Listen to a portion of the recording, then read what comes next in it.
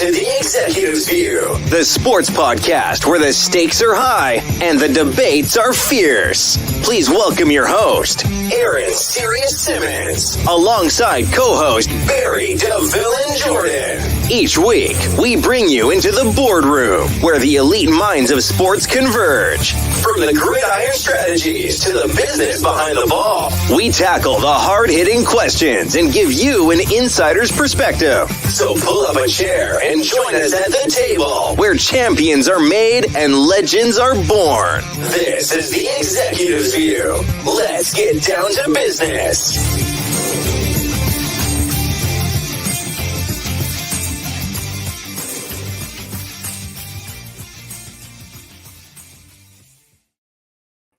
Welcome to The Executive View, the view from on top. I'm your host, Aaron Sirius Simmons, and before we get started, I'd like to thank God for giving us this opportunity. God is everything. So without him, this wouldn't be possible. But you guys know I don't do this by myself. I got my man with me, Barry DeVille Jordan, the co-host. What's going on, my man? How we doing this evening, sir? Villain, I'm doing good, man. I need the people to fill in with no hands. Got the mask on. We're about to go crazy in this boardroom. Let's throw around some topics. Let's get this agenda. Today's agenda. Let's go, baby. Let's go. Let's talk. You know what, man? I'm not going to waste anybody's time. I wanted to sit there and talk a little bit about the NFL Combine. We had the NFL Combine this past week. A lot of people helped and hurt their cause preparing for the upcoming NFL draft. And I wanted to give you an opportunity to kind of talk about what you saw, who helped themselves, who hurt themselves. I mean, we were kind of talking about it offline. There's a lot of people that, helped themselves and hurt themselves. I think, I think Xavier Worthy, obviously that's the buzz right around the combine, running the fastest time in history of 4.21, beating the previous mark of 4.22. And it's funny because I'm watching him. I actually was watching him live, and when he ran it, it didn't look like he was that fast. And then you look up, I'm like, oh my God, like, wow, he just did the thing. So, I think he had a really good combine, obviously. I think, quarterback wise, I just mentioned it to you. One of the guys that I looked at that had a pretty good combine at the quarterback position was Spencer Rattler. I thought he's got great footwork. His throwing motion, his accuracy and all that. He looks the part. He's a little short at 6 feet, but he showed a lot, right? He showed the arm strength that everybody was in love with. I mean, this was the guy that everybody was talking about coming out of high school would be in the position that Caleb Williams was in. And, he kind of took a little bit of a fall back in college, transferred from Oklahoma to South Carolina. But, he had some pretty good games at South Carolina. But I think he reminded people that he can play in this league. Michael Penix was another Michael Penix Jr. was another quarterback that I looked at. He throws the out route better than anybody in college, and you could see it in pro day. Like, it just comes out of his hand. It's effortless. He gets a snap on it, but it's accurate too. I think that's one of his favorite routes. But he only participated, I think it was in the throwing with him and Bo Nix, right? So I thought he looked good. But then it's funny to me, the quarterbacks that didn't look good were J.J. McCarthy and Bo Nix. I think McCarthy, it was because you could say he was throwing to receivers he hadn't thrown to, so it looked like he was inconsistent. He wasn't really finding the accuracy, but he had some throws over the middle that looked good. I thought, if anything, McCarthy came in a little bigger. I think he gained about 17 pounds since he, his last, when he was measured in college. So he's bulking, getting a little bigger. That's good. Bo Nix just didn't look consistent. Like, the arm talent is there, but I don't think much else of anything. Like, he needs a pro day to prove how good he is. So that was one thing I looked at. And I think at the running back position, we talked about it. Jalen Wright out of Tennessee was a kid that just impressed. I think he ran a pretty good 40. He ran a 4.34. He had a good vertical leap, all that good stuff. Those measurables that really sometimes don't measure on the field.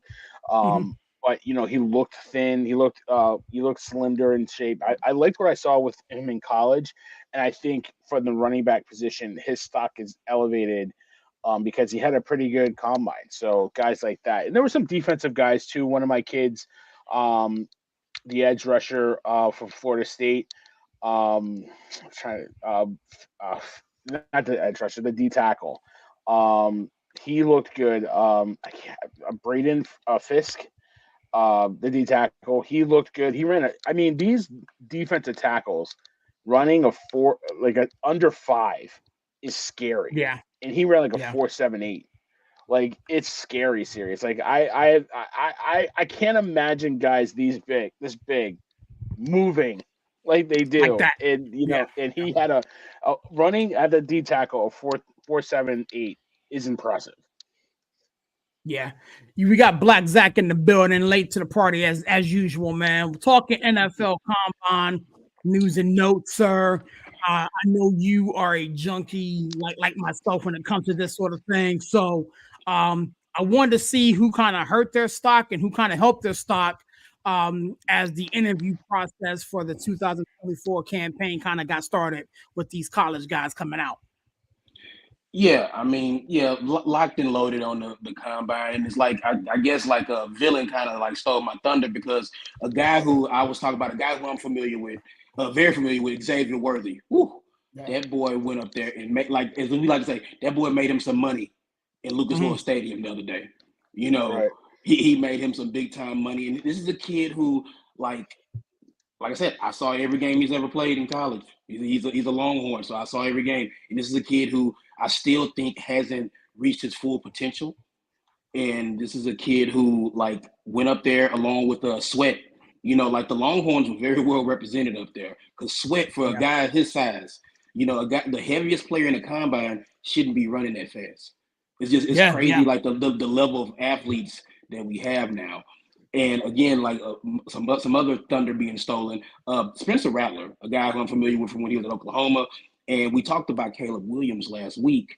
And my thing with Spencer Rattler is he's always had the talent, but it's like what's between the ears because he got a little bit of competition. Like I was there to see it live and see the mannerisms and the body language when he was taken out of the Red River Shootout. And Caleb, and this freshman from Washington, D.C. named Caleb Williams came in and just stole the show and stole his job. And Spencer Rattler, instead of rising to the occasion, he decided to, like, he totally alienated his team. He took his ball and went home. And eventually Oklahoma told him, like, hey, Spencer, you can go. We're not holding you. Something that Sears' favorite head football coach says, we want volunteers, not prisoners. And not hostages. The hostages, yeah. So it's like, so he went to South Carolina and he went to the SEC, and it's like it's never been about does he have the talent. He has the talent coming out, kid out of Arizona. He was touted as the next big thing, and he did, but he had a very impressive combine. So I think he's back on the radar for a lot of people, and just like I said, to keep piggybacking, it's like Bo Nix, after his long 9-year career in college football, like had a chance to go up there and kind of, put up a good performance. And yes, he does need a pro day. I believe he needs a pro day really, really bad. It's impressive where you have these guys who, like, there's so much pressure. The lights are bright. What does NFL Network say? It's the world's biggest, job interview or whatever like that, and that's what it is. Because these, NIL has changed things a little bit, but it's like you put yourself in a position where you are trying to get your next job. And like I said, the combine, as always, is just a pleasure. And like I said last week, a lot of talk comes out of the combine. But when it comes to these guys going out there and lifting and jumping and running these, that's when it really gets real. And a lot of guys went out there and like really impressive. And I mean, some guys didn't rise to the occasion, but again, that's the beautiful thing about this process. A lot of these guys will have a second chance. It's not just a one and done. A lot of these guys, but then what I don't like is guys who will just throw, or guys who will just lift, or guys who will just do that. It's like, because then you're putting more pressure on yourself at the pro day. Because then if you don't show at the pro day, then it's like, hey, you know. So I wish more of these guys would do the complete, car wash, so to speak, lift, run, do all that, take the test and stuff like that. Because again, you put so much pressure on yourself at the pro day to where if you have a bad day at the pro day, it can make or break you. But then if you're if you go back to a guy like Jamarcus Russell, who he had these scouts foaming at the mouth after his pro day, and we all know what happened with Jamarcus Russell. So it's just so it's just like it's scripted. Exactly. It's like here's my receiver I've been throwing to, and this is why J.J. McCarthy is going to not one ball is going to hit the ground at that Michigan pro day, because it's a controlled environment. It's people that he's used to, people he's used to throwing to. But it's like, JJ, you're not going to be Blake Corum isn't coming with you, dog. You know what I'm saying? It's like y'all are gonna split. You can't, you're gonna have to like be a big boy, JJ, and kind of like do this on your own. And it's like, but everybody go to Ann Arbor. He'll throw, like I said, not one ball will touch the ground, and everybody be back, on the J.J. McCarthy train.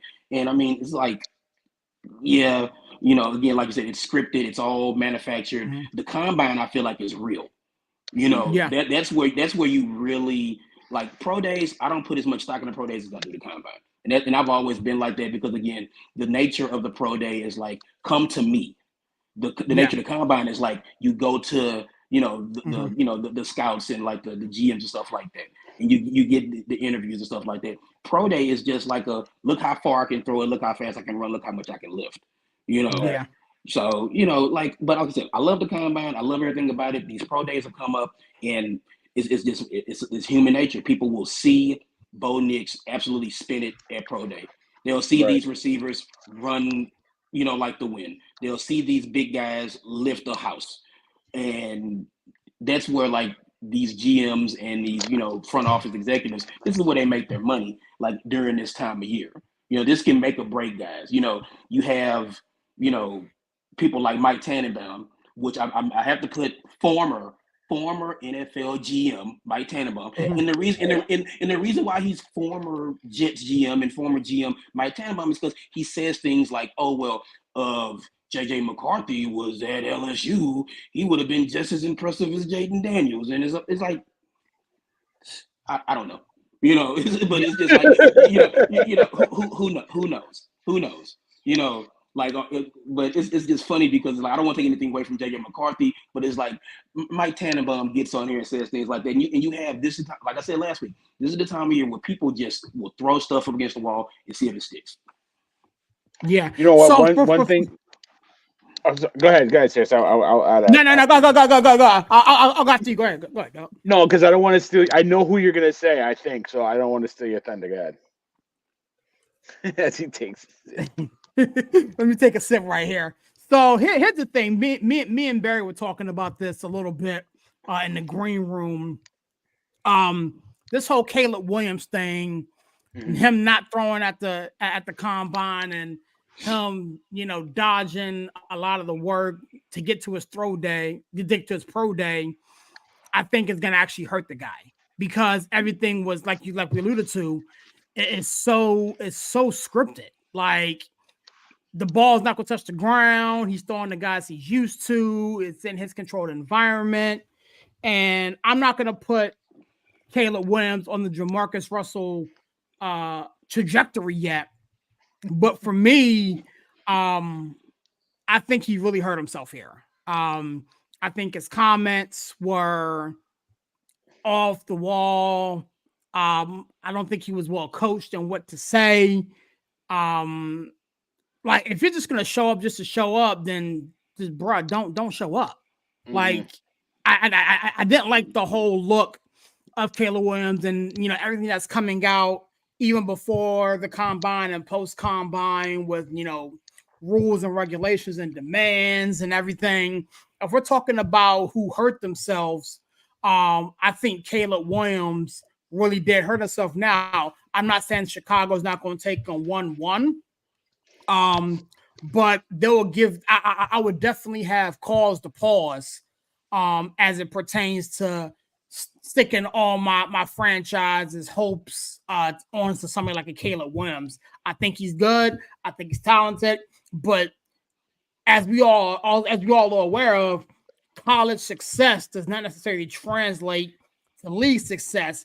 And for Caleb Williams to put so much pressure, and his team to put so much pressure on him to perform at the pro day, to perform in the league. Like I told Villain this, in the green room, he is not going to be awarded a time or any type of grace period in the league at all. Like you can't come in the league and say, I want stocks and bonds.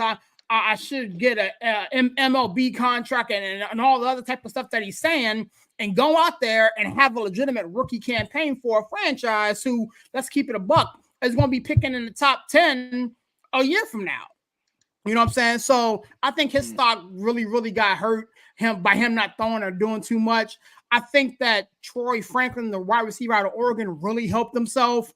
He ran a 4.04 40. He did really, really well catching the football. I felt as though he interviewed exceptionally well. Contrary to what the people say. Obviously Jaden Wright, we spoke about him in the green room, Villain. Running back out of Tennessee. Again, he ran 4.38 at the combine. I think that if he's gonna fall to somewhere in this, late first round, early second round, your boy Steve, Xavier, he made him some bread. So those are the three names that I wanted to bring out as far as kind of hurting himself. I like how Michael Penix Jr. threw the football. Again, Villain, you hit the nail on the head. I mean, everywhere he wanted to put it, it seemed like it went there. I have a soft spot for guys who can, sling that thing 60 plus yards on a dime. I, as a Steelers fan, are in the need of a quarterback. I'm not saying let's go get Michael Penix Jr., but if you listen to what's going on in Steelers Nation, anybody not named Kenny Pickett is being signed by Pittsburgh tomorrow. So we'll talk about that another time, I am sure. But Villain, let me go back to you, sir. You had something to say before I started talking about Caleb Williams. Yeah, because I was going to say Troy Benson from Florida State, my running back. I thought he had a okay combine. He ran a 4.39. But then I looked at the running back from Oregon, Bucky Irving, ran like a 4.55, and it's not terrible, but for a small running back, it was kind of alarming. So that's something to watch. Two guys that I didn't mention that I wanted to get props to. I watched him live. Because I didn't watch a lot of the combine. I watched as much as I possibly could. Your kid, Theo Johnson, the tight end. I think he's the number 2 tight end in this draft. I thought he had a really good combine, and he looks the part. He's a big kid. He just looks like a tight end, right? He's 6'6", almost 260. He ran a pretty good 4.59. So and had a really good vertical too. So I thought he came off. Like with Bowers not being able to participate or not participating, I think he chose not to. Correct me if I'm wrong. I think out of the tight ends, he looked the part. Theo Johnson looked the part. So I was really surprised. And the cornerback from Rutgers, Max Milton, that kid's, I think he upped his stock a lot because he had some really good, like his vertical was really good. He ran a really good 40, I think under like a 4.39. His vertical was his broad jump and his vertical was really good. So, as a cornerback, those are some of the things you look at, especially in pass catching. I think he's a day 2 kid. I think he really upped his stock. So those are two guys that I saw outside of the big names that I thought really helped their stock. Yeah, it's going to be interesting to see where these guys go. Again, this time of year is always fun. Again, Steve said it pretty well. There's a lot of coach speak, a lot of posturing, a lot of, magic fingers and everybody trying to have one guy look over here while they do stuff over here. But ultimately, I do think some guys really made some money and some guys kind of lost some money. I'm curious to see, and again, we'll talk about this a lot more when the draft, gets closer. I'm curious to see where these quarterbacks land. Everything that I'm hearing, again, you guys know where I rest my head. Jaden Daniels is going to be a commander by the time this thing kicks off. in August. We'll see. Bo Nix is a guy who I think may be a day 2 guy. Again, I'm not trying to talk Steelers all day, but again, he's a guy that's linked to us. I'm curious to see where these receivers go. So there's a lot of meat on this bone. The NFL is that gift that keeps on giving, and I'm gonna sit here and take it all. Before I move on, I wanted to pay respect to Mort, a guy who we all grew up watching and respecting. And, you know, the Mort Report was something that I sat on the edge of my chair and just gained information from. I feel like I saw this meme the other day. I feel like a piece of my childhood is gone when you start dealing with Stuart Scott passing away several years ago. John Clayton passed away a couple of years ago. Now Chris Morrison, he's gone. So I wanted to pay respects to him. I wanted to give you guys here an opportunity to kind of say what you felt about Chris Morrison. As we're talking about NFL, I mean, this was the time of year where he kind of did his best work, draft coverage and things of that nature. And, you know, ESPN and those guys did a really good tribute for him. I'm not going to say I was a little teary-eyed, but I get a little sentimental about stuff like that, man. This guy, I'm 40 years old, and for the better part of my whole football watching life, this man's been on my TV. So I wanted to give you guys the opportunity to, you know, pay your respects. Villain, talk to me, man. Yeah, man. Rest in peace, Chris Mortensen. It's like he's one of those guys. There's a lot of people that influenced me. Like I went to college so I can do this. Like I studied communications and I wanted to be on the radio. Or on TV. Like I grew up listening to like, you know, Mike and the Mad Dog in New York area, but you know, I watched a lot of ESPN, like Stuart Scott and all those people, like Keith Olbermann, everybody. But one of the guys that I always respected and always couldn't wait to hear because he always had the news was Chris Mortensen. You know what I mean? And you know, to see his courageous fight with throat cancer, first of all, cancer. You know, I can't stand it. You know, my dad died from it a year ago, like a couple, you know, like last week was a year anniversary for cancer. So cancer. But to see Chris battle through it, you know, and you know, I think he got most of it in remission, but then it started to come back or what have you.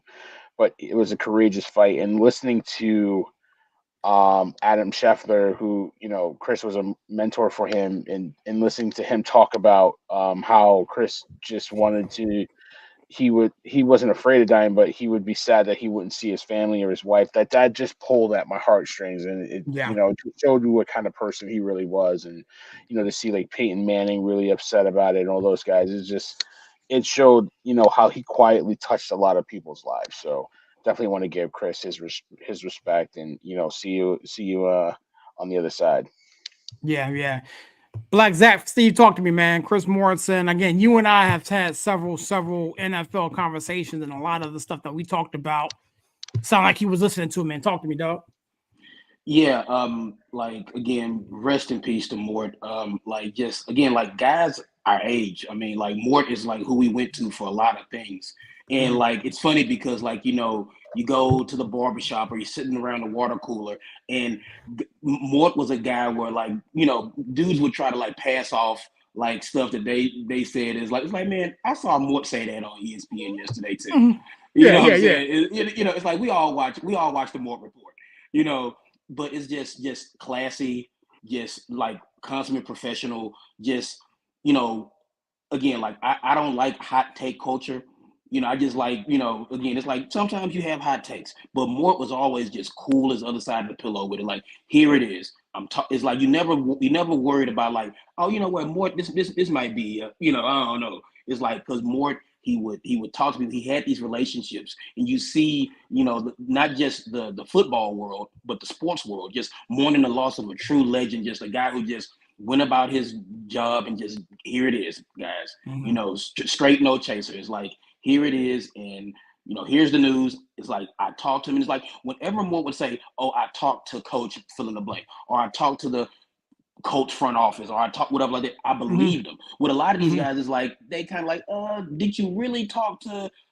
Did somebody really text you at 2:00 in the morning and stuff like that? But like with Mort, it was so authentic and it was real. And I love the Mort for it. Like I said, just big RIP. Like the Shefty piece. Like I was getting a little emotional. I was like, come on, Shefty. Like what are we doing? Right. You know right. what I'm saying? But it was just like kudos to ESPN. That was very well done piece. And it's just, once again, like a piece of my childhood is like grew up watching Keith Olbermann, Craig Kilborn. I mean, like Mort, like Chris Berman, who's still around. Like Mort was like the guy. And like for football guys like us, it's like losing a guy like Mort. That's tough, man. Losing guys like Mort. Like when Coach Madden, passed away, I was like, that hurt. That hurt too. That hurt because it's like, man, John Madden taught me more about football than a lot of people did. And some of my coaches, it's just like him, him and Pat Summerall, taught me so much, about football. They were the voice of football, man. They were the voice of football. And it's like, it's just like, and Mort was just forever the guy who is like, okay, who's getting traded? Where they getting traded to? Who are you talking to? What's happening? Who's getting drafted where?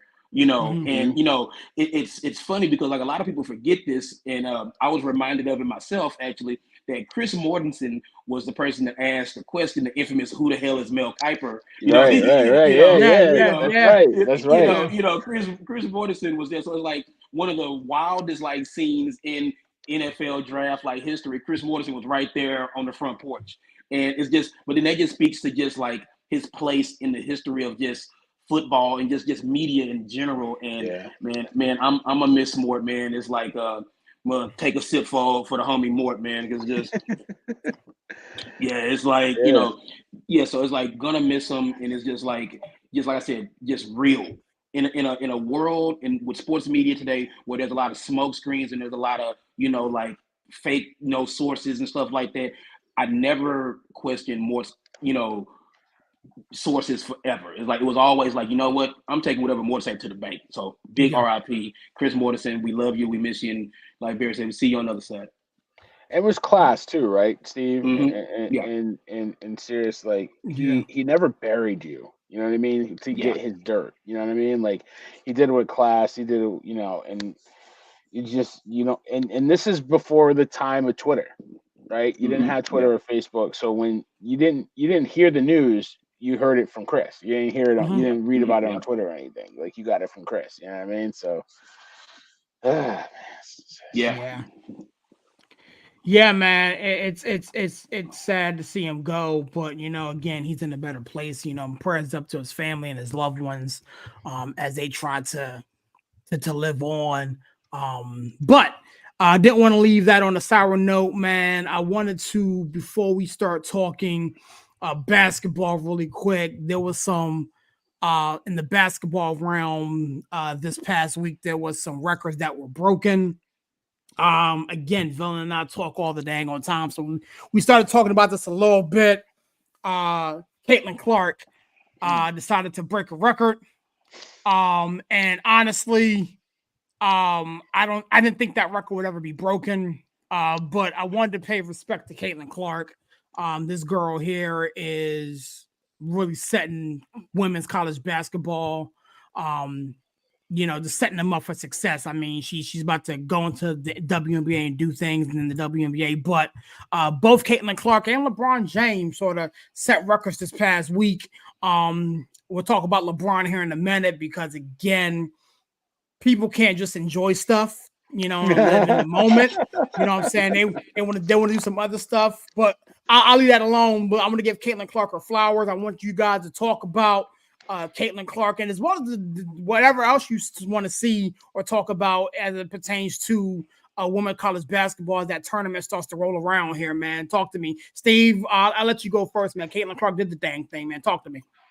Oh yeah, I mean, big ups to Caitlin Clark. Like, it was a little anticlimactic that she got it like on the free throw. It was like I just Right. I would have I would have loved for her to get it with like one of her trademark like pull up from 30, like just all net, threes that she shoots. Yeah, like the women's college game is in the best place it's been in a long time. And it just the game continues to improve because again, like growing up, it was Tennessee, it was UConn, Stanford would jump in every once in a while, but now it's just like the product overall is just so much better. It's like what Don Staley is doing in South Carolina. Tara, you talk about records. Tara Vandermeer got the wins record, out there. Right. Well, not wins record, but she got like the win total, like out of Stanford. She's been putting in work out there for a long time in Stanford. I mean, Arizona women's basketball, like you got Juju Watkins at USC. I watch women's basketball. I watch college women's basketball. It's because college, like women's basketball, is basketball in its purest form. I truly believe that. Because it is setting picks, it is, bounce passes, it is fundamental basketball at its best. And I love women's basketball for that. And again, like I said, it's in the best place it's been. The WNBA, like attendance numbers are up, people are watching it. You see like the Aces are like fantastic, Caitlin Clark is probably going to end up going to Indiana with Leah Boston, who was at So her and Aaliyah Boston could be something in Indy for the Fever. Like I said, I'm looking forward to this tournament. I look forward to the women's tournament just as much as I do the men's tournament because the level of basketball. Because it's like when people say, "Oh, it's just women's basketball," blah blah. It's like you're clearly not watching because you're not watching basketball. You're not watching it. You just going by these old caveman think preconceptions of like women's basketball when the women's game is fantastic. It's entertaining. There is going to be some drama in this SEC tournament when LSU and South Carolina play again. Looking forward to that. I'm definitely looking forward to that. Ohio State's good. They're probably gonna end up playing Iowa again. You go out west and like you got USC, you got Arizona, very good Arizona team, Stanford.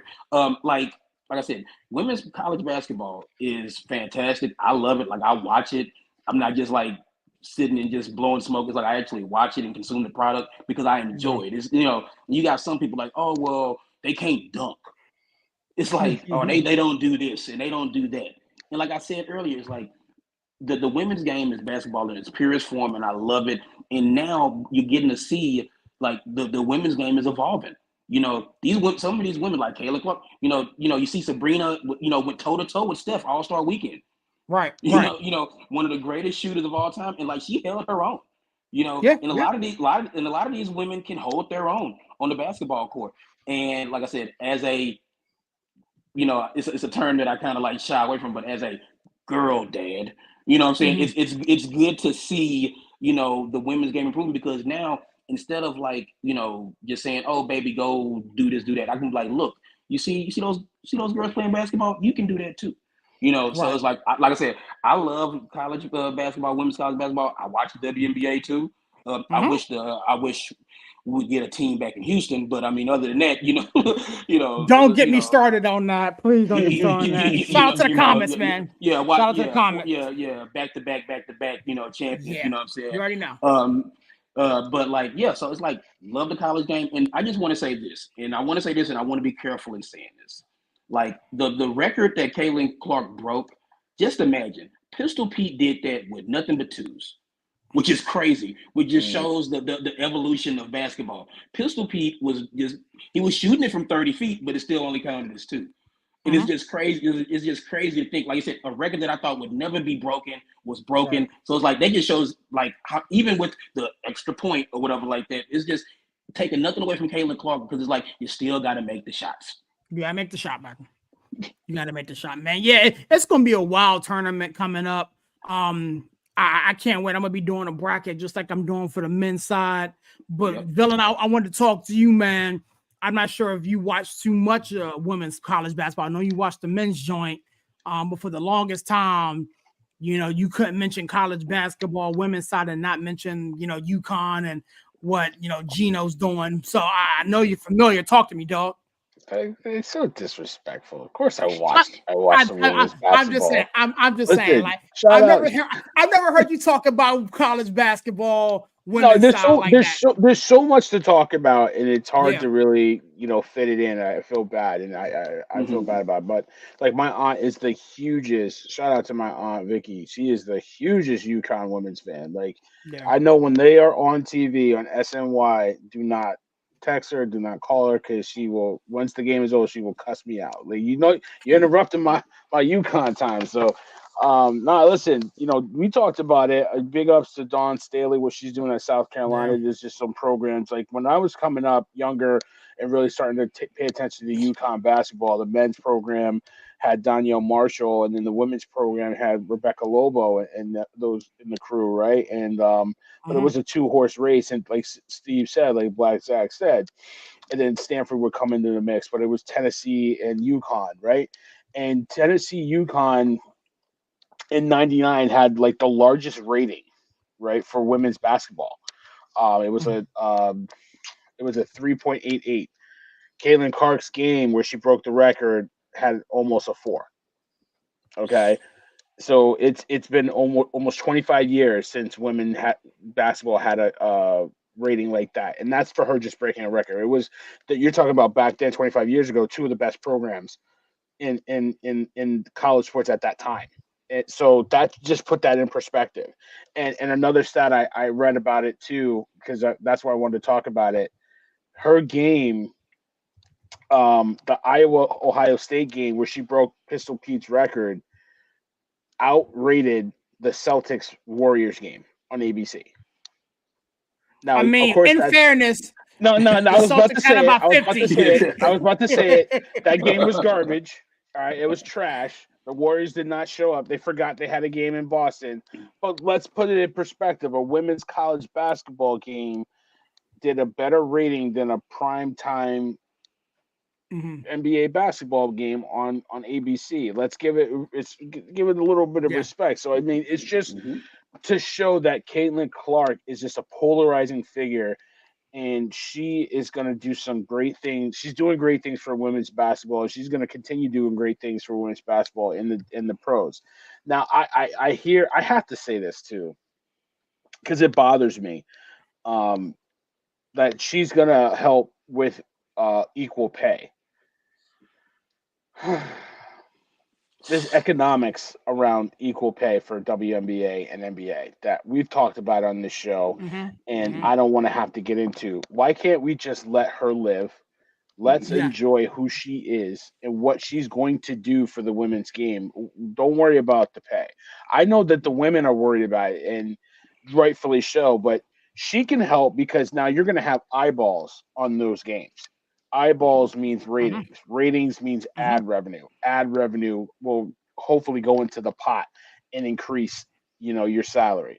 So yes, but don't think that she's going to close that gap, because we're talking about $60 million per player, per top player, and then what the women's game is, their top players are drawing. But she's going to bring that buying power with her, right, to the WNBA. So that's that. Let's let it happen. Let it happen, right? And it's funny. Pistol Pete was that dude. Like I know he was, and people just don't understand how good he was because it's college. Like people say, oh well, he wasn't that good in the pros. He played for the Jazz when they were in New Orleans or whatever. And but it's like you didn't watch because Pistol Pete was. Yeah, you didn't pay attention. Yeah, he was that dude. Like he was like he's doing passes that they still can't do today. I don't care what you say. Like he was on some stuff. He was because he was that little guard that it was a big man's league. He was a little guard and he was busting everybody's behind. You know what I mean? He was an anomaly. So respect to Pistol Pete. But Caitlin Clark is just a phenomenal figure, and I hope that she announced that she's going pro. Like Black Zach said, she's going to be the number 1 overall pick. People want to say, she ain't going to come in and do what she does. I don't think she's going to come in right away and be that star. But I don't know. I can't say that she's not, though. Exactly. I can't. It's like, guess what? She can play. She proved that she can play. She's done a lot in the college basketball, and I guarantee you, eyeballs are going to follow her in the game. So say what you want now, but you're going to be glad when she's in the game. Just like I say, listen, I give LeBron a hard time, but you don't know what you got till it's gone. All right. And when she comes to the WNBA, she's bringing her star power with her. And that's and it's sad because she's making more now than she will in WNBA. Right. Facts. Yeah. It's crazy, but everybody's going to be eating off her plate.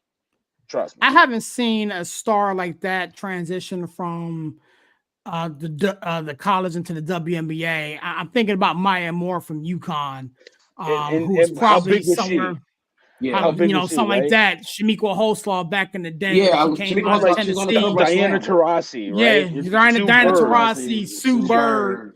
But they're not on that level. Like next year when Paige comes out, she's gonna have eyes with her. Next year when Paige comes out, people not talking enough about her. She could ball. Right, she could ball. You know what I'm saying? So she's had some bad luck with the injuries, but that girl. Yeah. The WNBA and women's college basketball is definitely going to come up and again for those people who want to sit there and say, "Well, it's just girls they can't dunk." You're not watching. You're not watching. Doesn't matter. Look at my girl at UConn, Paige Becker. She had some tough injury history, but if she stayed healthy.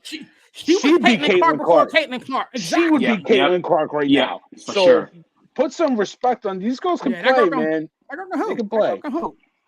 Yo, man. Speaking about basketball, I wanted to move from the college ranks and start talking about this statue building that everyone wants to do in the state of Los Angeles for LeBron James. I for one. I'm gonna shoot you guys straight. All right. Tell him why you're mad, son. Tell him why you're mad, son. I am a firm believer of giving credit where credit is due. Yeah. I tip my cap to LeBron James for what he's accomplished. I'm not on the villain train. I do believe that LeBron is one of the greatest. I can make an argument if not the greatest guy who I've ever seen play. But for Los Angeles and the LeBron lunatics, if you want to call them, to want to erect a statue, and crypto.com for LeBron James, it's insane. It's insane. Again, you give credit where credit is due. I commend him from, for doing everything he's done. I'm not going to sit here and run his resume down because we all know it. But stop it. Please stop it. Shannon Sharp, Club Shay Shannon, dude. Listen, you got the world by the short hairs right now. You know what I'm saying? You making all the money. You're on every newscast imaginable. Your show is doing well. Stop the crap, my guy. You know what I'm saying? Like, just stop. Let LeBron James live. You know what I'm saying? Not everything that happens in Los Angeles needs a statue. And I know Villain is going to agree with me. You know what I'm saying? But Villain, talk to me, dog. Like, this LeBron James stuff. Again, give credit where credit's due. I mean, but this LeBron James statue thing has to stop. And I'm going to beat the drum to say it stops now. Talk to me, dog. Yeah, I mean, listen, first of all, for 40,000 points, nobody's done it. Nobody's ever done it. Give him props for that. Like, as soon as he does it, the first thing I read on social media, Michael Jordan never did that. Like, why do we gotta always, like, if you need to keep arguing your case why LeBron is better than Jordan, then you don't have a case. Like, stop it. Just let LeBron be LeBron. I like, as much fun as I have with the argument, I'm almost getting bored with it because it's like, one person said it right. If you think Jordan is your GOAT, you will never change your mind. And if you think LeBron is your GOAT, you will never change your mind. So just stop. Enjoy the fact that nobody in their history has scored 40,000 points. And we knew it was coming. We knew it was happening. And enjoy it. Just let it be, right? But for anybody to say that LeBron James deserves a statue in LA is the dumbest thing I've ever heard. It's a participation award culture. That's what we're dealing with right now.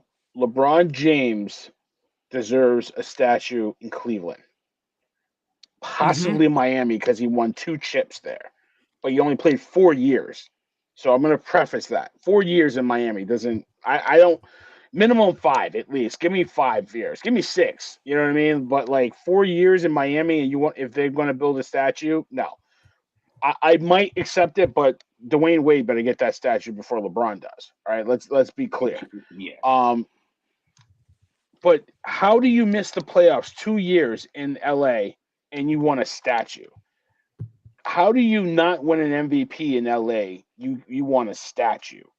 All right, you got an in-season tournament, you got a finals MVP and a championship, one championship. And we're ready to build a statue for this guy. Like, I have this argument with so many people. I had it in a barbershop too. It's like LeBron James is a great player that plays for the Lakers. LeBron James is not a great Laker. There's a difference. And if you don't understand the difference, then you can't talk basketball with me. All right? James Worthy is a great Laker. Magic Johnson is a great Laker. Jerry West is a great Laker. Kobe Bryant is a great Laker. LeBron James is a great player that played for the Lakers for a couple of years. That's it. He's not the greatest Laker of all time. He wouldn't even he would barely make my top 10. Okay. He's not the greatest Laker. He's a great player that played for the Lakers. There's a difference, people. Okay. Michael Cooper is a better Laker than LeBron James. Okay. And it's not hate. It's the facts. Shaq is a better Laker than LeBron James. LeBron James is a better player than pretty much all those players. Okay. Maybe Kobe Bryant. Everybody has that argument. Okay. But there's a difference. There's levels to it. And it's like Michael Jordan is a great player that played for the Wizards. Michael Jordan ain't a great wizard. Like, let's be clear, man. Let's you know what I mean? Yeah. Like, that's why he shouldn't get a statue. And if you want to build it, like, the funniest thing, and I'll let you guys take it. Gilbert Arenas says the dumbest things in the world, and he's been getting a lot of clickbait for it. But the one thing he said I do agree with is if you want to build a statue for LeBron, just start with the feet. That's it. All you get is the feet on the podium, and then build your way up.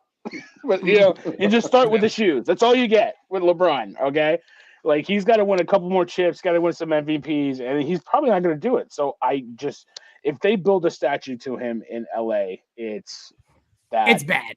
It's bad. It's the participation award culture. Yeah. Steve, talk to me, man. LeBron James fans are pushing the statue. Talk to me, guy. All right. So, first off, ridiculous about the statue. Like, again, it's crazy. It's just like Shaq deserves a statue. Kareem deserves a statue. Kobe deserves 2 statues. He's getting 2. It's like, these are Laker greats. These are great Lakers, not, like you said, great players who happen to play for the Lakers. It's like Paul Gasol is a better Laker than LeBron. It's Paul Gasol should get his put it next to Kobe's. It'd be great. You know what I'm saying? It's like, whatever. It's like, but yeah, put it in Cleveland. You know what I'm saying? If you're familiar with the setup, it's like the Q and Progressive Field are kind of right there. Like, put it like right there in the middle. There's space there. Build a Jim Thome statue or something like that too, or whatever. Whatever. Put it there in Cleveland. But then you talk about Miami. I could see Miami building him a statue because, let's keep it a buck, this is the team that has Michael Jordan's jersey hanging in the rafters. The guy who had never, so they do things a little bit differently down in Miami. So it's like I could see them building LeBron the biggest statue. Because this franchise does weird and crazy things. But the Lakers, I don't want to say the once proud. Like, you know what I will say? The once proud Lakers, they're hanging in-season tournament, banners. They're talking about building LeBron statues and stuff like that. It's ridiculous. It's like the fall of such a mighty franchise. They were like, Jeannie Buss was applying for PPP loans during the pandemic. It's like, what are we talking about here? This is the Los Angeles Lakers.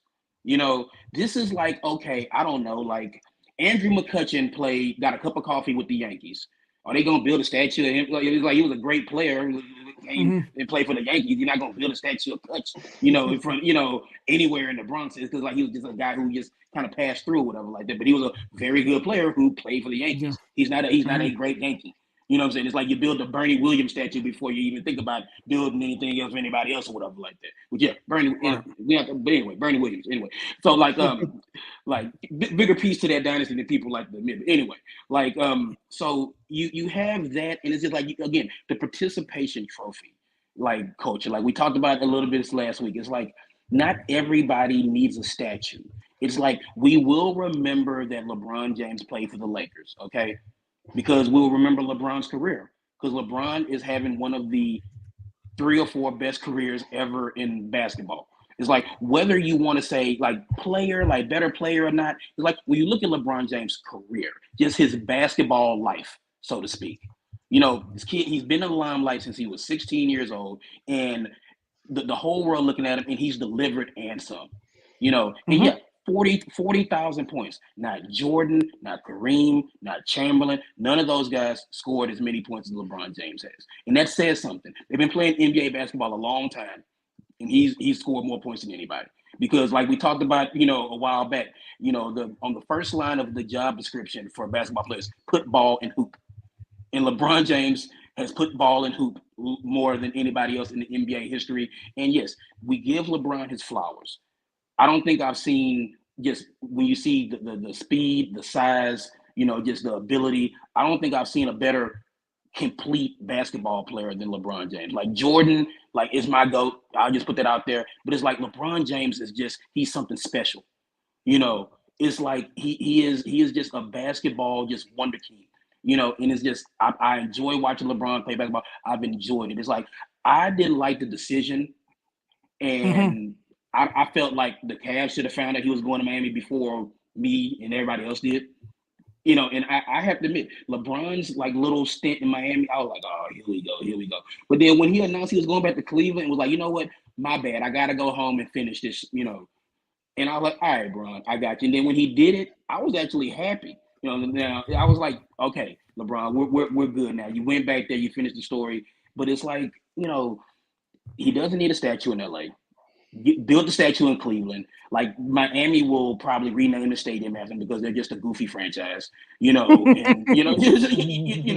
LeBron James Arena or whatever like that, or it'll be American Airlines Arena at LeBron James Court or something like that. They'll do something weird like that, But will LeBron James get his jersey retired by the Lakers? Probably. I mean, he won a Finals MVP, albeit. We can talk about Mickey Mouse championships and all this stuff like that another day, but Finals MVP, won a Finals. And so his jersey would be retired, but a statue, no. I mean, like I said, put up the Smush Parker statue before you put up the LeBron statue. Not the Smush Parker. Good pull there, Steve. Not Smush. Yo.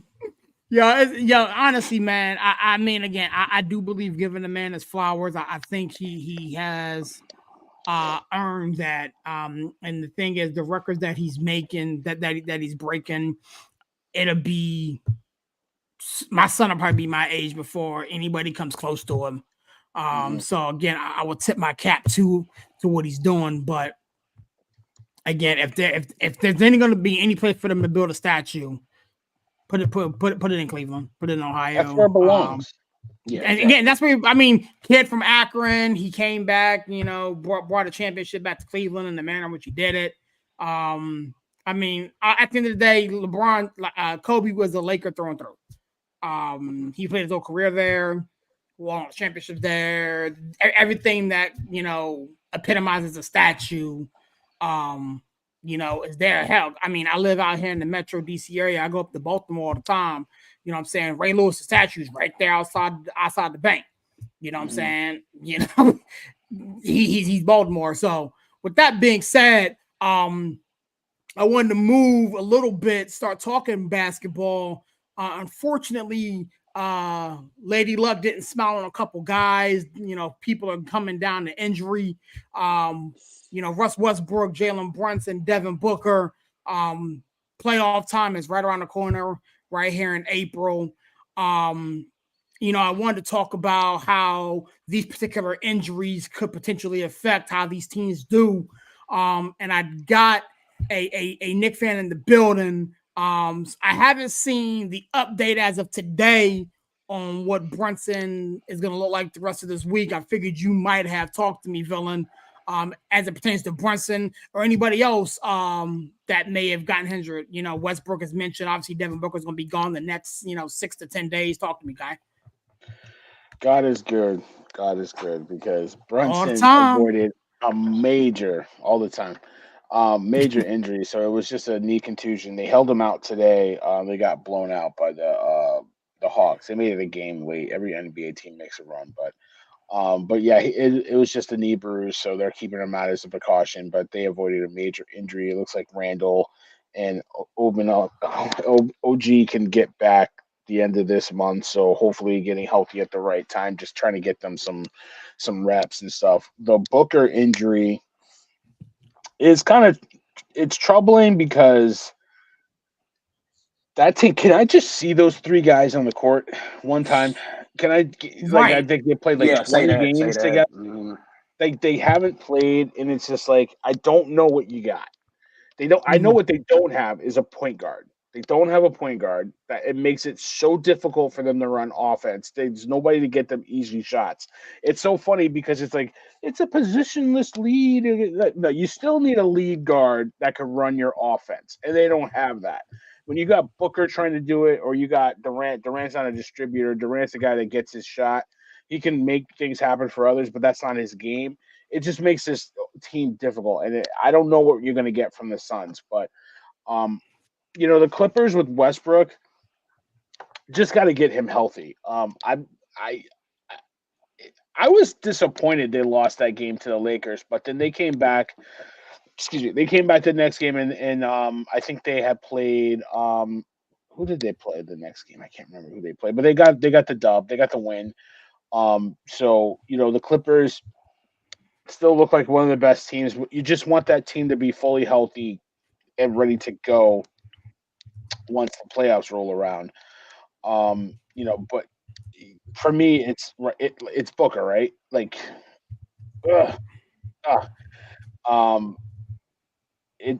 That's frustrating in Phoenix. It's just a frustrating thing to not see that team at its full potential. But yeah.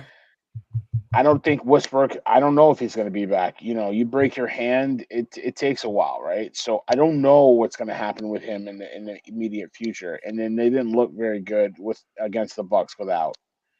Well, the Bucks were without Giannis, and the Clippers lost. So I don't know, man. But they're. I think they have a comfortable enough lead in that division to get at least the top 3 seed and then go from there. But you hope that the Clippers can get healthy because Tyronn Lue's done a hell of a job getting that team together from where they were when they made that Harden trade. I slept on Tyronn Lue. I really did sleep on Tyronn Lue, and again, I can't even. Here's the thing. I can't even be. Here's the thing. Okay, you know what? I'm gonna shoot you guys straight. Any team with James Harden on it right now catches my rage and catches it swiftly. Steve's laughing because he really? It catches it quickly. So I never guessed. I will say this though, for as long as I've been watching NBA basketball, and again, I just turned 40 last week, so a very long time. The Clippers have always found a way to clip, if you will. Clippers are gonna clip. So I haven't been really giving them their just due. But with what Tyronn Lue has done, I have to tip my cap to them. Now they're gonna have to show me in the playoffs. Because I know PG-13 likes to disappear come April, May, and playoff P. So you got Jimmy Butler, turns into Michael Jordan reincarnated, and playoff P, just falls somewhere and goes away. But Tyronn Lue's done a hell of a job as a coach. But we'll talk about them in a second. Steve, talk to me, my guy. You know what I'm saying? You got Russell Westbrook being out, Devin Booker can't get healthy. It looks like Brunson avoided a major injury. Talk to me, man. Just can't get red balls. Yeah, just can't. Yeah, it's funny. Like now, serious. I'm a Westbrook guy. I would have never thought, man. I would never thought. Russ is my guy, and it's just like the team across the hall, the Lakers. Like they made it seem like he was no good anymore. He couldn't be produce at an NBA level anymore, and he goes across literally across the hallway, and he's such a key piece to this Clippers team, and what he can do for this Clipper team. Again, you talk about the Suns need a point guard. It's like Russ is a guy who he can distribute, but he can also go get you buckets too. And that's why with Tyronn Lue, it's just he is such a good coach and he's such an underrated coach. It's because again, I'm not putting him on the level of a Phil Jackson. But one of the things that made Phil Jackson a great coach is Lue has been able to get these personalities and get them to kind of all right, guys, let's kind of do this and do that. This is your, and then so he's able to talk to the superstars and get them on the same page. And then he can talk to the young guys and coach them up. It's he doesn't need to coach up Paul George or Kawhi or Westbrook. Where he is making his money is pulling the young guys to the side and coaching them up and getting them to understand the roles that they play to help the vets. And you watch the Clippers play, and again, it's it's so hard to ignore the history of the Clippers. Clippers gonna clip, as we just said. But it's man, when they are clicking on all cylinders, the Clippers are good. Clippers are they're really, really good. Now we go to Phoenix, and it's just man, like you said, I just wish I could have saw all these guys play. I mean, Brad Beal started the season hurt, and it's just that snowball's just been rolling downhill ever since. And yet they need a point guard, and it's I love Booker, but it's we tried the point book thing, and it did not work. Durant has never been a distributor type guy, and it's just you see where again positionless basketball, you see where you don't even need a point guard. You can see with the Nuggets, things run through Jokic. You need a distributor. You need someone who is setting up the offense. And the Spurs, like my cousin said, the Spurs play AAU ball. I mean the Suns. Yeah. The Suns play AAU ball. The Suns go out there and they just say, all right, guys, if it's 145, 131, who cares? We gave up 131 points, but we scored 140. Who cares? And we talked about this around the All-Star break. It's things tighten up as you get late into the season. And if you can't play serviceable defense, if you can't play in the half court come playoff time, then what are we doing here? And you'll see the teams, that's what make, the teams at the top, the T-Wolves can play in the half court. The Thunder, the young Thunder, they can play in the half court. Now they can run up and down the court, but then when the game slows down and you have to play defense and you have to man up, so to speak. It's that's where the Suns fall short because they just they don't want it on defense. They never have, they never will. And that's what happens. Which is weird because they got Frank Vogel there, right? Ain't he a defensive guy? But they don't have the horses. But they don't exactly. You can lead the horse to water, but you can't make it drink. Yeah. Vogel is probably losing his voice in practice. Guys, okay, locked so guy with ball. Stand in front of guy with ball. I'm gonna script this thing down to his parts. Okay, it's okay. First off, guy with ball, keep him from getting to hoop. It's because this thing is you outscore teams, but you want to keep them from scoring as well. And like I said, the Suns play AAU ball, and it's just I don't know. It's it's crazy because they have the talent offensively, but defensively, you can just see the lack of effort. If you just watch the Suns, at times they just, they just mail it in.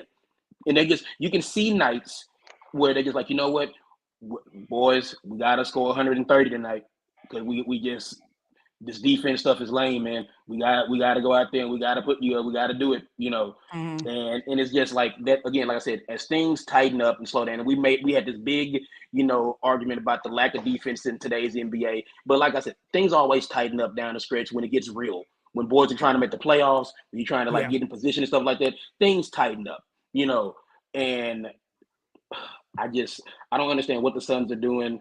I would love to see them, all healthy and just see what happens. But I mean, their defense is going to be a problem. And as far as like we're talking about New York, you talk about a team I want to see healthy. And as much as it hurts me to say it. I mean, I got on my big shirt, man. You know what I'm saying? It's like, baby. You know what I'm saying? It's like, March 9th is coming up, RIP to the greatest of all time. But you talk about New York, man, what that team with OG just like it's like he was the piece that Knicks team needed, and when the Knicks get healthy, now I know everybody wants to crown the Celtics, and the Celtics does look damn impressive. And like I said, like as a Rockets fan, whatever, like that, like no love lost for the Knicks, whatever, like that, But I'm here to talk about basketball. I'm gonna put my fandom to the side. I'm just gonna talk about just straight up basketball. I like this Knicks team. I really do. Now Tibbs, they're gonna play 41 minutes a night. And they're gonna run them into the ground. And I wish he would kind of like ease up on the boards a little bit. But like this Knicks team, I like the makeup of the team. Randall, OG, Brunson, I love the bench. You know what I'm saying? People don't like the Knicks bench has been fantastic. I love DiVincenzo, man. Great pickup. I love a pickup. Like Dante, man, that kid is amazing. It's just like you look and you see this is a very good Knicks team, and they're not afraid of the Celtics. I feel like a lot of teams are like, oh, man, we can't beat the Celtics. The Knicks are one of the few teams that I've seen that have lined up in front of the Celtics and hit them in the mouth. Like, you know what? Let's go. Let's do this. And in a 7-game series, the Celtics are going to be hard to beat. But it's like, man, I don't know what it is. I don't know what's leading me this way. But it's like, I want to see the Knicks get healthy and get right, because I feel like the East can be a little bit tighter than, you got Philly. Like, I was really big on Philly until Embiid went down. Like, I don't know what's going on in Milwaukee. I don't think they know what's going on in Milwaukee. And again, don't play defense. So I feel like the Knicks have opportunity here to where they can get healthy and can continue to build their cohesion and continue to play together and just kind of find their stride. Look, I'm not saying they're going to beat the Celtics, but man, I would love to see that series. I would love to see 7 games of Knicks and Celtics. They'll give them a good test, because you got to think about it, right? If the Knicks get completely healthy, and I'm going to take my fan hat out of this too, you're looking at a starting lineup of Robinson, Randall, OG, probably Hart, and Brunson. You're looking at a bench of Bogdanovic, Burks. I love like some of the kids that they also have, like Hartenstein coming off the bench, an energy guy that just hustles. Prince. Prince, like he's another guy that energy guy that you can bring off the bench. Deuce McBride, like that those 5 off the bench as another unit, that can give the Celtics a lot of trouble, because the Celtics have depth. You know what I mean? They're a deep team. So that's a lot of fun to watch. And I want to double click on one other thing that you said about the defense, right? The Suns, that's their problem. The Bucks, that's their problem. Dallas, that's their biggest problem too. They don't play defense. The best thing I heard Tim Dallas has never played defense though. And that's been their biggest problem. Like the ESPN was giving them their praises last week. Now this week, Tim Legler said the best thing that I've heard in a while is it's like they're a team that won't get dirt on them, right? They won't get burns on their skin. You know what I mean? Like they won't dive on the ground to get that extra loose ball. They don't put that effort in, that dog in them on defense, and that's going to stop them. When your best player is Luka Doncic, I mean he's known for offense and not necessarily defense. I mean, defense. But when your coach is Jason Kidd was a damn good defender, and it's just like and it's just like they're not listening to him. I mean, he's not on the floor. He's not on the floor, but it's like, you can't do it for him. We just talk about Lito. You would think that with Jason Kidd in your ear, like a very good defender on the perimeter in his day, and it's just like, no, like, again, your best player is like that defense. No, but I'm gonna get another 30-point triple double. But like the guy who I'm guarding is going to also get 27. Which is why it boggles my mind that Milwaukee still hasn't figured out how to play defense, and your best player is a defensive player of the year. What are we talking about here? Like, I mean, it doesn't make any sense. Keep in mind, they ran the coach out of there who wanted to force them to play defense. We talked about this a couple weeks ago. Yeah, you know what I'm saying. And then you bring in a Doc Rivers who is more known for his name than actually doing anything. Dude hadn't done anything since he coached Boston. You know, so don't get me started on Doc. I'll leave Doc alone. Yeah, exactly. They got more out of that one championship than I think any team's ever gotten out of one championship. They milked the hell out of that thing. They have milked it. They have milked it. They come back in there, but then the Celtics fans are responsible for that because it's like again, it's like it's like my son goes to Northeastern, so I'm in Boston. I'm around these people and I see them, and it's just like they still wear their KG jerseys. You know what I'm saying? It's like you would think, again, we talk about statues and stuff like that. They are probably going to build a statue of Kevin Garnett somewhere in Boston. I don't know if it's Garnett, but definitely Paul Pierce. I would definitely build a Paul Pierce. Pierce is one of them there. Well, Pierce goes without saying, but it's like they love Kevin Garnett up there because he embraced. There's not a lot not to like about that guy. I mean, Kevin really, Garnett's one of my favorite non-Rockets of all time. Like he keeps it a buck. He's old school, in his heart. Mm-hmm. And I just, I have a lot of respect for him. So like, I get it. I'm close to the Boston area too. Like, not that close, thank God. But because I can't stand. I'm a Yankee fan. I can't stand Boston. But like, I get it. I get it, man. When like it was like my best friend at college was a huge Timberwolves fan. Because of Kevin Garnett and Steph Marbury, right? Stephon Marbury, right? So so we're up in I went to school near the Boston area, like an hour in New Hampshire, an hour from there. So basically Boston country. Mm-hmm. When Boston got Kevin Garnett, you would not. He lost his damn mind. Like and this is a Wolves fan. Now his guy was in Boston. So, like, I see it, man. They love that guy. Like Zach is so right. They love Kevin Garnett in Boston, and he could do no wrong. And he's a great. He's just a hard. He's just a hard nosed player that you love. Like no nonsense player. Loved him. Always loved him. Yeah. It's gonna be interesting to see how things kind of shake out. I mean, you start talking about building statues of Paul Pierce and Kevin Garnett in Boston. We got LeBron James getting a statue in LA now. I mean, it's a wonderful time, to be alive, man. But with that being said, gentlemen, we are going to call it a night here, and I wanted to give all you gentlemen an opportunity. One thing I gotta mention. What's up? My Huskies are coming for the title this year, back to back. That's not happening. That's not happening. That's not happening. That's not happening. UConn Huskies. That's not happening. That's not happening. Hit the funny about UConn. And in the NCAA tournament from the men's side, I don't think this year there's going to be so much parity. Like blue bloods are not going to make it. Obviously, I'm a Tar Heel guy. I think the Tar Heels is going to find themselves in trouble because they don't play defense. They can't close like my Houston Rockets. Although we're up 10 right now. Big game Saturday series. Big game. Duke, North Carolina. It's going to be. I mean, it's always huge. We beat them the first time. Up in North Carolina, we got to take the trip down to Backer Road, play them in Coach K, stadium or whatever. Yep.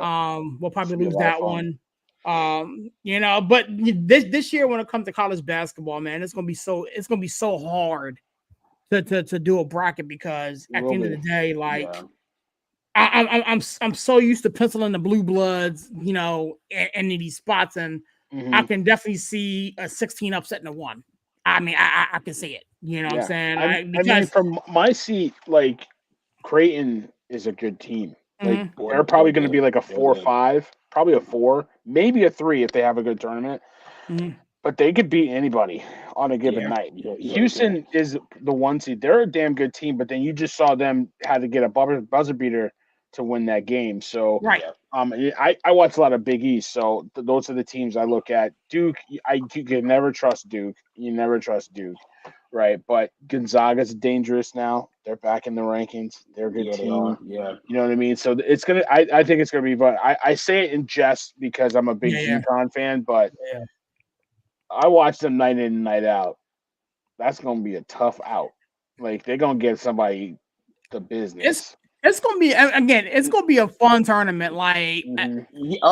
I mean, when you look at like the conferences and stuff like that, like I'm of course I'm a Big 12 guy, at least until the SEC.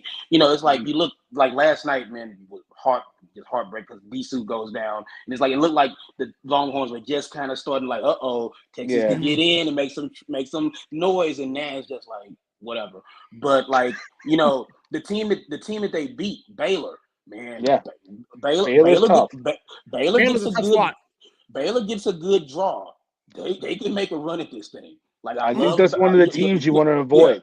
Yeah, that's a team that I don't think a lot of people are gonna be like, Baylor. Like Baylor, they're tough. They can score. Like like Houston, it's just like defense. Mm-hmm. We talk about teams that don't play defense. Houston plays defense. Right. I mean, you know who their coach is though. Yeah. Exactly. Yeah. So it's like So it's like they play defense, and in a tournament where things are going to be wide open, if you can lock teams down, then you're going to advance. If you can hold a team to 21 points and a half, like they do routinely, then you're going to win a lot of games. And you look at the ACC. You look at Duke, North Carolina, of course, like Virginia's doing their thing. Like I like Clemson. I think Clemson is a team that if they have a good tournament, they can win a game or two in the tournament. I like that Clemson team. I'm here in Pittsburgh, so it's like Pitt, they kind of squandered their chance at it, by losing to Clemson. But like you go out west and you just see everything going on. Like a Gonzaga team that looked like they weren't going to make the tournament. Boy, the Zags have gotten up off the mat and they're playing some good basketball. And you want a team that's playing their best ball now. You don't want a team playing their best ball in January. And the Zags are playing their best ball now. So like I said, this tournament, like we talked about women's earlier, men's and women, man. This it's March Madness, baby. You can smell it. It's around the corner, and I can't wait. Because there's a lot of teams like you got to watch out for. Auburn is dangerous. Oh boy, Alabama's dangerous. Yeah. I'll tell you who's dangerous. San Diego State. Sleep on them. And I'll tell you one dark horse. I was telling some people today. Dayton. Don't sleep on them. They can play. They can play. Dayton, when you're making your bracket, you got to make sure. You know what I mean? That's a 6 seed that can make a deep run. Yeah, because Dayton is a team where it's like, it's funny we talk about like going back and stuff like that. Like Dayton in 2020, they might have been the best team in the country. Like Obi Toppin was in his bag. Like, it was crazy. It's like, and I would have loved to seen them get a chance to make a run at it because Dayton was playing some good ball. So I'm glad they're getting back on top. And it's just, I guess a dark horse team that I want to throw out is, and it's funny to call them a dark horse, but Kentucky. Yeah. I mean, like, right now they're ranked 14 or 15. Yeah. They took a little bit of a stumble out of the top 10, but they've been hovering around that range. The talent comes eventually. The cream rises to the top. It's like when you have all these thoroughbreds, which is appropriate term to use in Kentucky. When you have all these thoroughbreds, it's like eventually. And that's what Cal always depends on. Eventually, you think, okay, maybe they'll figure it out, and like by the time March comes, they figure it out. And it looks like this Kentucky team is figuring out because, like the SEC this year, the SEC basketball has been so good.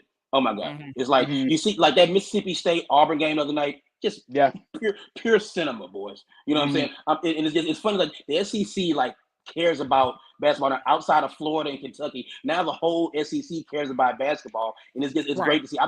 And that's my biggest thing. And I'll leave on that. It's like SEC basketball. It's just been fantastic to watch, and I love it, and I can't wait to see more of it. And guess what? Guess who's coming? Serious, the Johnnies. St. John's, 3 in a row since we talked that junk about him. We tried to put him in the dirt and look Shout out to the homie Chandler. Yeah, listen, if they make a little, they're on that first four out, right? So if they get a couple wins in the tournament, if they get to 20 wins, if they get 3 wins from now until the end of the season, maybe one more regular season or 2 2 more regular season wins, and 2 tournament wins, I got to put them in the tournament.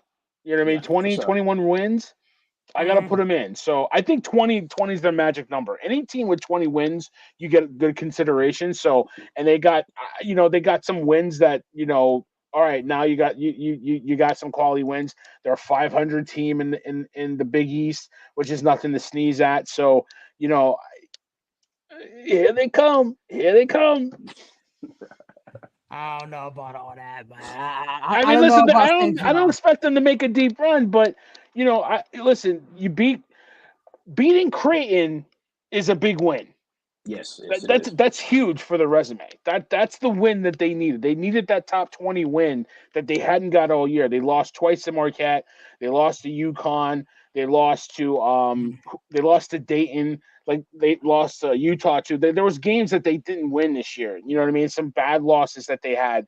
But now you got that one win, that quality win on your resume. They're going to beat DePaul. They're going to beat Georgetown. That gets them 19 wins. 1 or 2 tournament wins. Here they come. Ooh, Georgetown, good Lord, what's going on? Yeah, what happened? What happened to Georgetown? Like, it's bad, man. It's bad. It's bad. It's bad as it's been in my life. Like I said, we're all like men of age, and it's just like I've never seen a Georgetown team this bad. Down, it's down. Yeah. It's tough. But college basketball is so much fun. I love it. This is the time of year. Love it. Yes, it's time of year, man.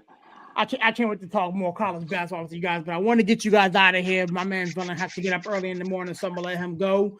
But I want to give you guys the opportunity to give a plug and a shout out as we shut it down, man. Talk to me, Steve. Give us a plug and a close out and shut it down, my guy. Like I said, once again, love to talk sports with people who love sports, who know sports, who are just engaged in sport and not just want to argue and just get their take off. You know what I'm saying? I will say that every week. I love this. Like I said, just make sure to if you're watching this, thank you for rocking with us. And I'm gonna leave out on the same way I left out last week. I want you to remember 3 things: God is good all the time. All the time. Water is life. Make sure you drink water. And Wu-Tang is for the children. See y'all next week. Thank you so much, Big Steve, man. Yo, I love talking with that guy. He's so much fun to talk to. Villain, you know what to do, man. Give us a plug and a close out and shut it down, my guy. Yeah, man. Shout out to everybody that usually comes into the boardroom and rocks with us in this, C-level suite we got up here. Shout out to Black Zach. Love seeing that dude and back in the building talking sports with that guy. Shout out to LG. Shout out to Chandler who couldn't make it today, but we know we always prayed up. Mike, Mr. Harvey, Mr. Hughes, everybody from Sports City Chefs family, TP, Mr. Controversy, all those guys, man. Shout out to them as well. Listen, we're doing big things in the boardroom. We're cooking, man. We got a lot of things coming up. So, stay tuned with us. Make sure you get make sure when you come in the boardroom, you come prepared, come with your notes, get ready to take some notes, listen to what we got to say. Cause this is the future, man. We're coming. Yeah. So, shout out to you, Sirius, man. We're doing this thing big. A lot of fun talking sports with you, and listen, it's gonna be fun, man. March is here, man. It's here, baby. It's here, baby. Yes, sir, man. Thank you for coming and kicking with me, my man. We will do this again next week, man. Those of you guys know my name is Sirius. I rep that 412 and the 703, man. Born and raised in the Pittsburgh area, man. I love doing this. Like we talked about when we was talking about, paying respect to those that have passed on, man. I grew up wanting to talk sports, man. People say I like to talk, and those people that know me know that I love to talk. But man, this is fun. There's more seats at the table for everybody. I can't stress that enough. There are more seats at the table for everybody. We were missing a couple tonight due to various reasons. We all love and appreciate them. Shout out to the homie Chandler, Mike, who normally pops in with us, man. Brian, Breaking News Hughes, man. Shout out to my family over there on Sports City. TP, Big Royce, all those guys. Shout out to everybody who's been rocking with us. My partners with the Nonsense and Deep Thoughts podcast. My man Jared, who helps me so much with the graphics and things of that nature. My man Corey, Aaron, on stage performers, they do their thing. But man, again, 2024 is going to be a massive year for all of us. And I cannot wait to see what the good Lord has. With that being said, I'll catch you guys on the next one.